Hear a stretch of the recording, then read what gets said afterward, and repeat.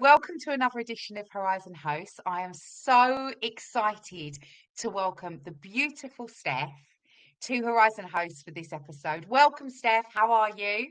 I am very well, thank you. How are you, Cassie? I'm really well. It's so lovely to have you here. Thank you so much because I know you are a busy, busy woman. I So am we doing very the much juggle, appreciate but you it's being here. it's it's all good. It's a pleasure. Wonderful, wonderful. These episodes are really great because it gives our community a chance to meet our experts, which leads me very nicely on to thanking you, really, more than anything, for deciding to join Herizen to be our cancer exercise coach. We are over the moon that you've decided to do that for us. Thank you so much. Oh no, it's an absolute honour to be a part of it. I'm super excited. It's amazing, amazing. I know we've got a lot to do and we've got a lot to tell our communities, but I think the most important thing is that they get to know you first. So I've got my questions ready. I'm going to ask you a few questions if that's okay. Good. Okay, so the first one I want to talk to you about is tell us a little bit, and obviously, you know, I need you to be comfortable to share, but if you wouldn't mind, if you could just please tell us a little bit about you and about your diagnosis, and if you're comfortable to share, treatment, and also sort of how that led you to becoming a cancer coach. Of course. Okay, so first of all, hi, I'm Steph. I am a British born but French resident cancer exercise specialist. I'm a mum. I've got 7-year-old twins and I'm a former athlete. I used to be a trail runner, a kind of multi-sport mountain athlete, which is why I live in France and live in the mountains. I've always been super passionate about sport. There are so many reasons why it's been a part of my life and why it's so important to me. And I've been working as a fitness professional and a coach for 15 years. And then in December 2021, so just before Christmas, so we're coming up to the anniversary. So 21st of December 2021, I learned that I had breast cancer. And it looked like it was going to be a fairly straightforward. It was a tiny, weeny little lump. There, scans didn't show anything in my lymph nodes. It all was going to be just fairly straightforward. And I thought I was going to be in just for surgery and maybe a bit of radiotherapy. And I had the surgery, and I chose to have a double mastectomy and not have reconstruction. So I live flat. And unfortunately, after the surgery, it transpired that the cancer had spread into my lymph nodes. So suddenly I was on a different treatment path and got on the kind of runaway cancer train. And there I was suddenly, looking at a year's worth of treatment of chemotherapy and radiotherapy and further surgeries and blah, blah, blah. So I have been through, a very typical breast cancer treatment path. I've done all the stuff, and I'm currently taking hormone therapy and I'm on medication for osteoporosis. So I'm sure very similar to quite a lot of us who've been through similar journeys. And I'm fully menopausal, so I get that part of it as well. And I've already forgotten what the question was. That's okay. Don't worry. Don't worry. It's all right. You're amongst friends, Steph. Please Sorry. don't worry. I'm just, I suppose, what I just heard then was as well, which is also, really interesting, is your decision to remain flat. Yes. Can we talk a little bit about that? Of course, yeah. I mean, it's weird, and I've spoken to. I don't. You must have come across Louise Butcher, who's done a lot of running, the topless runner. And she Yeah. and I did a live a while back, and we just both had very similar thought processes, and it's very hard to explain. I think when I found out, originally I was offered a lumpectomy, but because I had very small breasts, the surgeon was like, actually, it's going to deform your breasts so much that we would recommend a single mastectomy and then reconstruction. And I was kind of like, all right. And then he said, but we would actually have to put an implant in the healthy breast as well, because they'd be then so different because I Yeah. had such small breasts. And I just instinctively was like, I don't want that. I don't want that. I really don't want it. So I was sort of went through this thought process of like, okay, well, I don't want reconstruction. And then I couldn't get my head around the idea of being asymmetrical.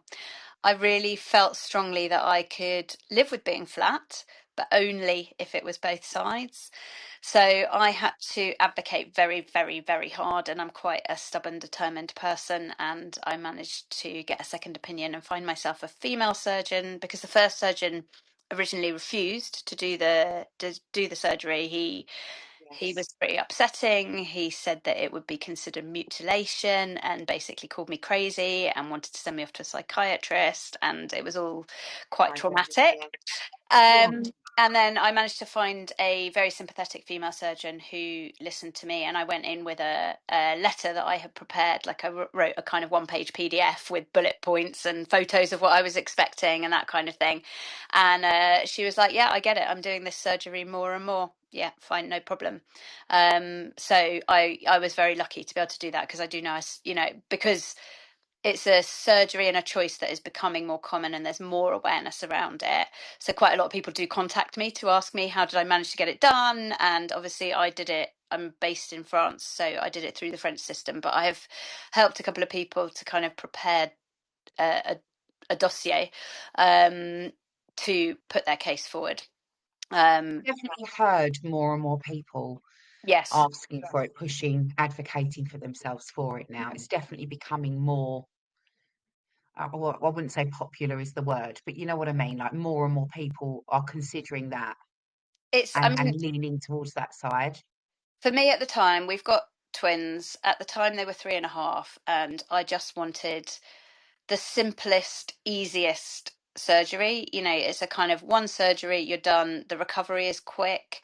Um, I did a lot of research in advance. I've got various friends. I'm lucky. One of my friends' mums is a breast surgeon. She's retired now, but she was a breast surgeon. So I was able to have a very candid, off the record conversation with her. She was amazing. And then another friend's sister had implants, and we did a kind of show and tell. And she was like, "Do you want to have a feel?" And ultimately, I just decided it wasn't for me. And it's a very personal decision. And it's interesting, whenever I go and see my surgeon, because she's one of my team, so I see her once a year. She always asks the same question. She's always like, "No regrets?" And I'm like, "Oh, No no regrets." regrets. And Yeah. I mean, it's kind of funny, and I've posted about it a few times on my Instagram. If you look at a picture of me before and a picture of me afterwards, there's really very little difference. It hasn't changed hugely, my silhouette, but that's because I was so flat chested beforehand. The only time I've ever had big boobs is when I was breastfeeding. So, I suppose my situation is kind of unique in that sense, in that I really didn't have very much to lose. So, It just goes to show, though, doesn't it, how individual we all are, and that, exactly. we have breast cancer, which is the same. However, our experiences and our journeys are so, so different. It's really important advocating, isn't it? You It's, really, I know you and I have spoken about this in the past when I was refused a double mastectomy and sort of told absolutely not, there's no way. And it went to the board and it came back down again and it was still a no. And at yeah, that point, I was going through treatment and I was just like, look, I'm giving up. I haven't got the energy.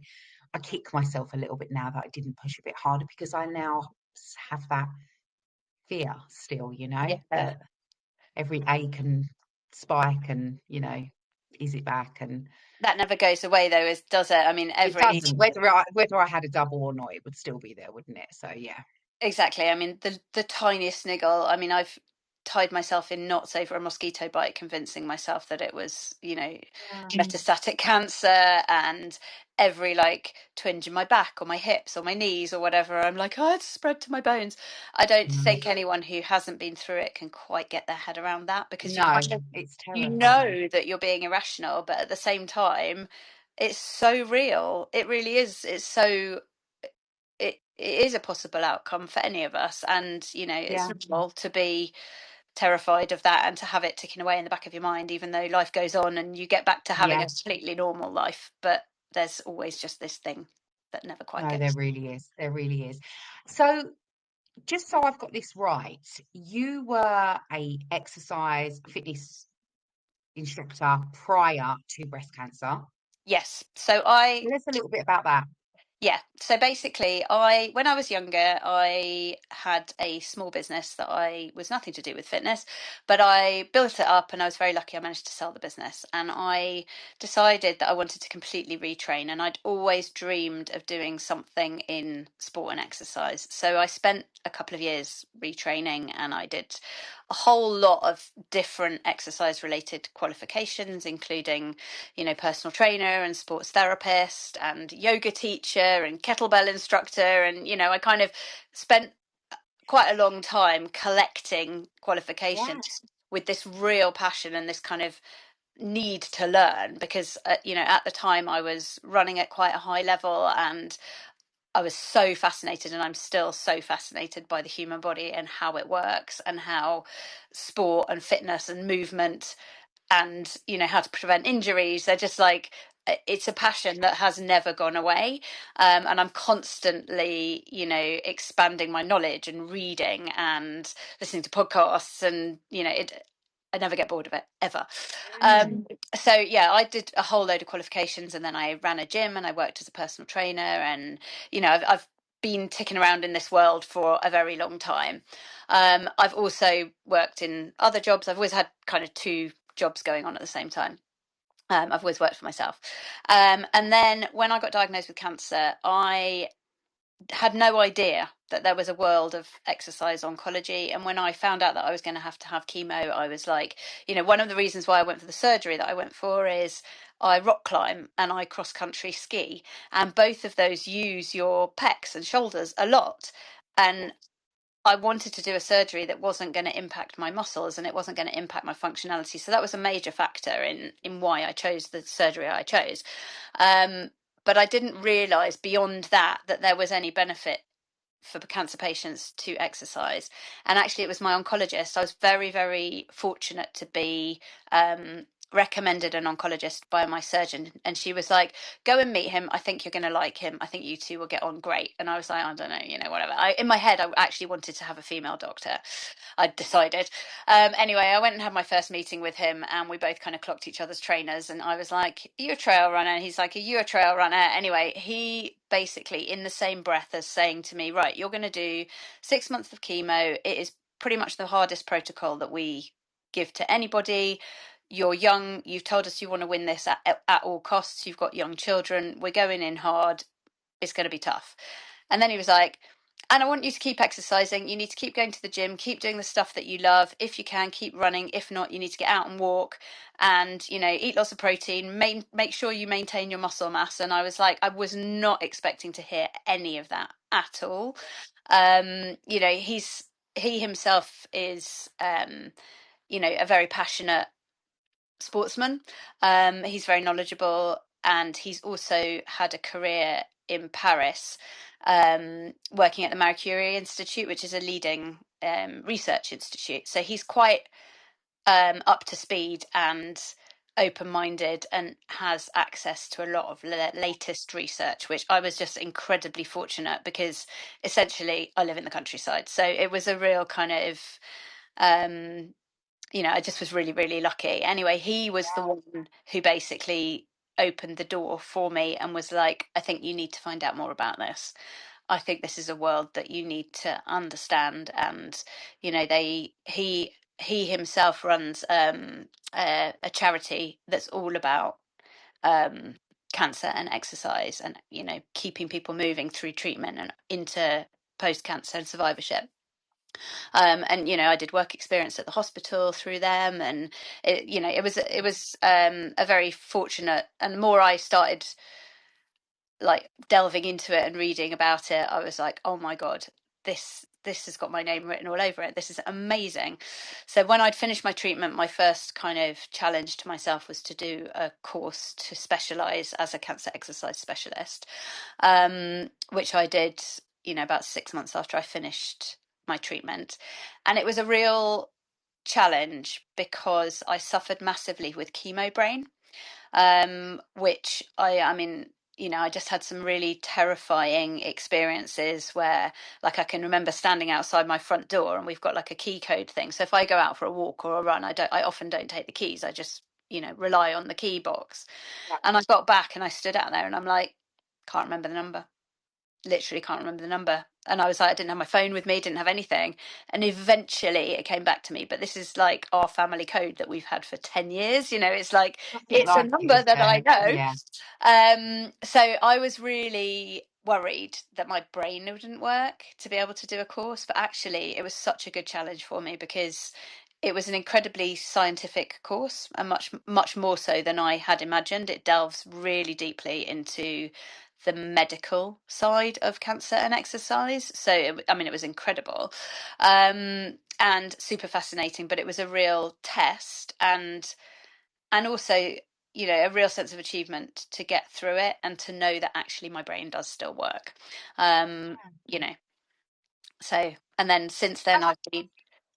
Sorry, go on, carry on. Go No, on, carry I was on. just going to I'll say, correct. since then, that's all I've been doing is working with people who are either in the middle of cancer treatment or have finished cancer treatment and are looking to get back into shape. And I don't have any clients who aren't cancer related anymore, which is yeah, Wow. it's as shit as cancer. Sorry, am I allowed to swear? Um, Yes, you are. You as definitely are allowed to swear. as shit as cancer is, you know, and having gone through such a bumpy ride, I feel extremely blessed to have come out of it with a career that I literally feel like I was born to do. I so love Yeah. it. And with such, it's such a sense of purpose, you know, when you go through a life-altering experience, like any cancer, it doesn't need to be breast cancer, does it? You know, cancer full stop changes life. Exactly. Um, to be able to give back and have an income from it as well. I mean, it's like winning the lottery, isn't it? You're giving back. You have that knowledge that no one else does if they haven't been through it. So I can only imagine that your clients feel so much more reassured that you actually do know how they feel. I hope so. I think so. You know, I certainly get lovely feedback, so Yeah, absolutely. So it's all going well. exercise played a massive role in your life as you were going through treatment and then coming out of it and this business, you know, being born from that shitty experience. Yes. I mean, it hasn't always, exercise has always been a part of my life. And people kind of think, oh, you know, it comes easy to me. I didn't grow up in a sporty family. It's not something that my parents introduced me to. It's something that I kind of evolved and developed myself. And actually, you know, although, you know, grew up in the kind of 90s, and there probably when I started going running there was an element of running to stay thin because I wanted to look a certain way and whatever, and then I fairly quickly realized that it was good for my head. You know, when you're you know, when I was at university, for example, and I'd be stressed or upset or whatever, and I'd take myself off for a run or to the gym, and it would be, you suddenly realize that it makes you feel better. And through various life things, you know, we've all had them. I don't think you can get to, you know, I'm just about to turn 50. I don't think you can get to my age without having some major bumps and changes. And, you know, exercise has been my rock. It's kept me steady, and it's, you know, it's kept my mental health in check because I suffer from anxiety, and I've avoided taking medication for it. But it's exercise that keeps me steady, basically. Yeah, So, you know, absolutely. yes, I've used it to travel around the world. Yes, I've done competitions. Yes, that's all a part of what it is. And you know, I live in an amazing place, and I'm outdoors, and I'm active a lot. But actually, at the core, it's what it does for my head as well. Yeah, Not just what yeah. it's doing for my body. So, in terms of sort of anybody that is, you know, newly diagnosed or is going through cancer, really exercise can have such an incredible benefit to you physically and mentally. It really does have to be a part of life, no matter whether you're a beginner or it's a walk every day. Exercise has to be a part of your life after Yes, I cancer. mean, basically, I mean, I don't know if you've looked into it at all, but there was a recently published study that was presented at the American Society of Clinical Oncology in June this year. And it was the results of a 10-year study. And it was done in bowel cancer patients, but it applies. There's loads of studies that have also been done in breast cancer patients. And it's around the numbers around recurrence. And this particular study showed that the participants that exercised and followed a set program and that were followed by a trainer who kept them accountable, and this seems to be the key thing, they had about a 30% lower recurrence rate than the other group, which is huge. And That if you, really is.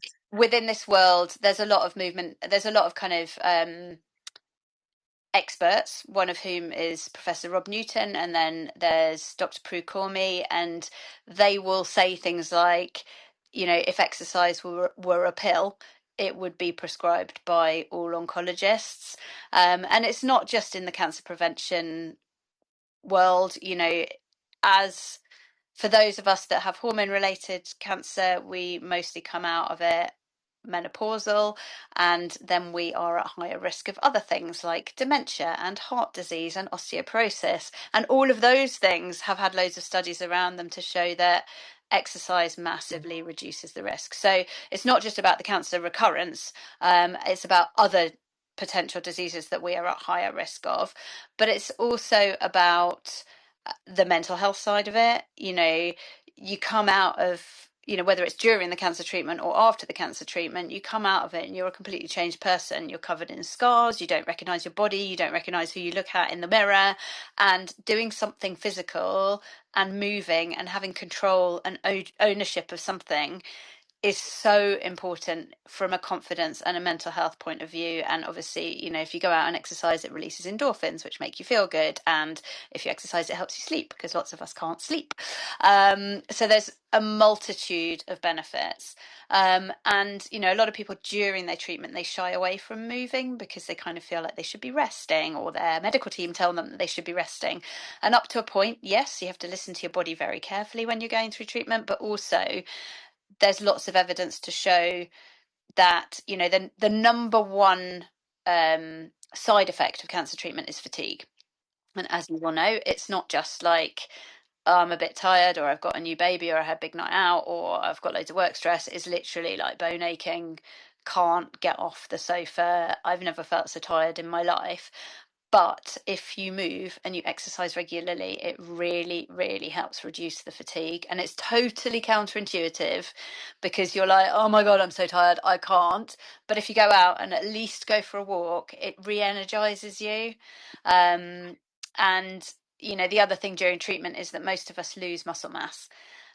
So the most that we can do, in spite of feeling rubbish during treatment or having to kind of adapt because of you know, mobility in your shoulders, for example, if you've had a mastectomy, or, you know, you just post surgery and a bit wobbly or whatever.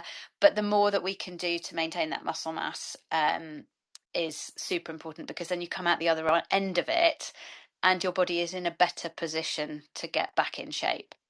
Yeah, So there's absolutely. so many reasons, so many, not enough in What this does conversation. Yeah, no, and we will go on and on and on. Exactly. Like, we have got a lot of work to do, haven't we, Steph? We're determined to make sure that people understand. What does regular exercise mean? How many times a week, Steph? So if we take the World Health Organization recommendations, it Mm, is 150 hours of moderate exercise per week. This is cardiovascular exercise. So that okay. could be this. I mean, it depends who you are. You know, it depends on your starting fitness level. It could be a walk around the block. It could be walking up and down the stairs in the house. It could be going out and beasting yourself on a run or a high rock session. It doesn't, you know, it totally depends on your fitness level. But 150 hours, sorry, 150 minutes a week is roughly 30 minutes a day.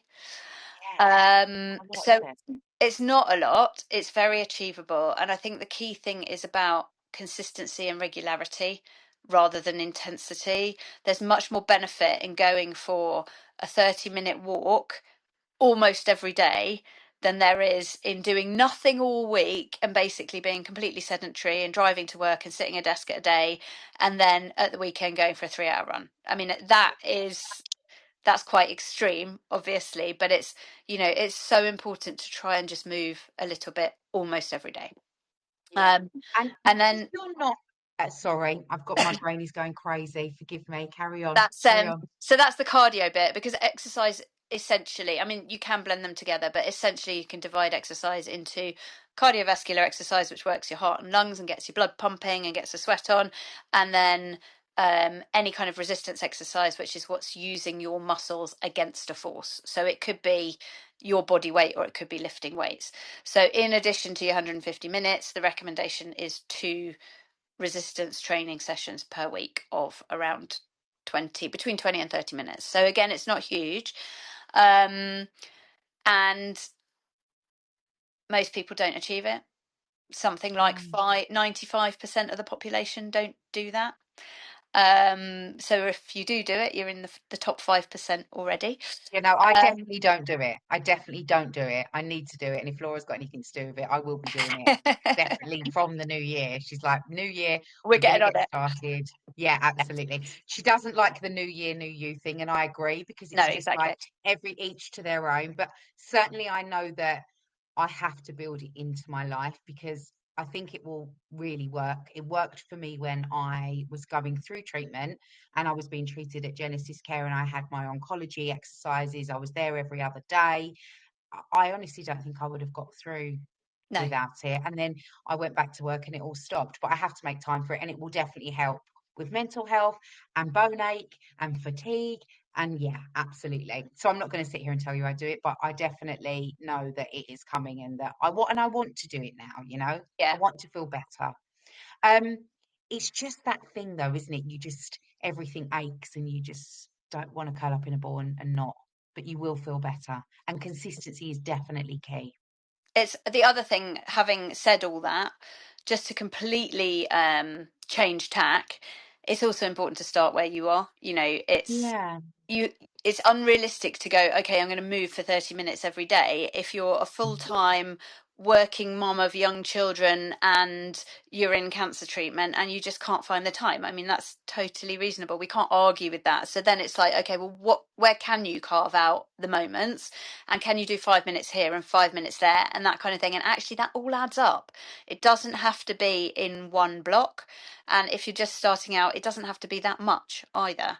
You know, it's a question of the consistency piece is the biggest, most important thing. So it's just Yeah. trying to move every day, nearly every day, 6 days a week, a little bit. Yeah. And Um, just find what works for you and just do exactly. it. Like I never walk up my stairs anymore, Steph. This is something that stayed with me. I run because Good. I think I'm up and down them so many times a day. Like that is my ready-made exercise in my house, right? Yep. And I've seen you doing stuff whilst you've got the kettle on. Yes, exactly. So it's So all possible. I've got this little step by the sink. You know, it's like a little bamboo stair, like about this big, this high. And I do my calf raises because I had, you know, you touched on the joint pain thing. I had horrific Mm. joint pain in the first year or so that I was on aromatase inhibitor. And I was doing loads and loads of foot exercises and physio, but it's now got to the point where it's totally automatic. So now my feet are okay. I don't need to do these like exercises anymore, but I still put my toothbrush in my mouth and my body just Yeah. starts going up and down and doing the calf raises. And also you have to think that like any movement counts as activity. It all counts. So the other day I was like, I sent my husband and the kids out. I'm like, I need to do the summer winter clothes changeover and Yeah. have a major sort and get rid of like all the toys that we don't use anymore and kind of prepare for Christmas, make room, whatever. So I kicked them out and I had about 3 hours of sorting, organising, packing, unpacking, moving stuff. And I looked at, you know, and I was up and down and out to the car and blah, blah, blah. And at the end of the day, I was like, oh my God, I'm exhausted. What have I been doing? I looked at my watch and I'd done 17,000 steps just around the house, like moving stuff, you know. So it was a full body workout and it was Yeah. hours of it, but I was just basically doing housework Yeah. and sorting things. And so, you know, to me, that totally counts. That was a proper workout day. And didn't go anywhere near the gym. In Absolutely. fact, I didn't even leave the house that day. So, you know, And you managed to build all that exercise in without even realizing you were doing it. exactly, exactly. It wasn't until I sat down at the end of the day and I was like, why am I so tired? And I looked at my watch and I'm like, Yeah. okay, I've actually moved quite a lot today. I know that as time goes on, especially through Herizen, Steph, we're really going to delve, aren't we, into so much detail about exercise and how it supports and how it can help for the future and how it can help specific joint pain, fatigue, all of that kind of stuff. We have our webinar, which I am so excited I know, about, that's on the right. 18th of November. So for our community that are watching this, that will be the 18th of November at 8 p.m. It will be 9 p.m. your time, but it will Yep. be 8 p.m. our time. And that is our move to Thrive. So we're going to learn so much from you, and I'm so excited. But just before I let you go, I just wanted to ask a question. Yes. And that was, what made you decide to join Herizen? I mean, we're over the moon to have you. So Oh, no, thank you. what, Well, what I'm made you what made you decide to join us? Well, I suppose initially I didn't know that it existed because it's brand No? new. But I was put in touch with Laura through a client of mine who had found her when she was going through her treatment, and I think they were kind of in tandem on their treatment. So, Laura was very slightly ahead, and so my client was able to sort of follow and understand almost in real time what she was going to be in for. And then I reached out to Laura and was like, I just think, she's got so much energy and it's amazing what she's done in terms of sharing her journey. We connected, we chatted, we did a live, and she invited me to kind of be a part of it and chat with you. And I just feel like you two ladies have started something so special, and I'm really honoured to be a part of it. I think it's a space that so many of us are missing, because it's very true to say that I don't think you really get it unless you've been through it. And I'm delighted to be a part of it. I think it's a super exciting and a wonderful idea, and yeah, can't wait to see it I'm grow. so I'm yeah, we're just so grateful to have you. I'm so sorry, my child's SOS alarm just went off on there, and there's nothing I can do about it now because we're filming. Um, it's just wonderful to have you on board with us. I mean, when we bring out experts to our community, I think what the most beautiful thing about Herizen is that we are all in this together. Whether you are a breast cancer survivor in the menopause or you are a menopausal woman, we are all in this together. We are all striving to, have as much fun and as much of a wonderful life as we can whilst we go through this transition period within our lives. And I think the community are already talking, Steph, and you've been a part of that. So that's just amazing. But they are talking to each other and they feel like they're being listened to and heard. And that is all that we ever wanted to do. And this is only just the beginning and it's already happening. No, So exactly. just to think about what it will be one day is just utterly amazing. But we are so happy to have you on board. So thank you. Your expertise, your experience, you're like a real life action woman, action man. You are the action. Can literally have visions of you climbing up the side of a mountain, like hanging on with your hand. It's like that kind of stuff. But just to know that you know how we feel and that you can guide us through exercise and why it's so good for us and what we can do to make it ourselves feel better. It's everything and more. So we're just so excited. And I cannot wait for the webinar because I'm going to be taking so many notes and then I'm going to go and do some exercise. I know, I can't Moving wait to. Make fast. sure you bring lots of questions because it's easier Absolutely. to answer questions, and I'll be very excited to answer anything really. I'm total open book, so yeah. Yeah, that's absolutely amazing. So to our community, you've been told now, come on, let's get these questions ready for Steph for the 18th of November. And we will get them all answered. So yeah, that's it. But thank you so much Oh for your no, time, Steph. And thank you I'll so speak much. to you again very soon. All right, lovely. I'll speak to you soon. Take care. Take care. Bye. It's your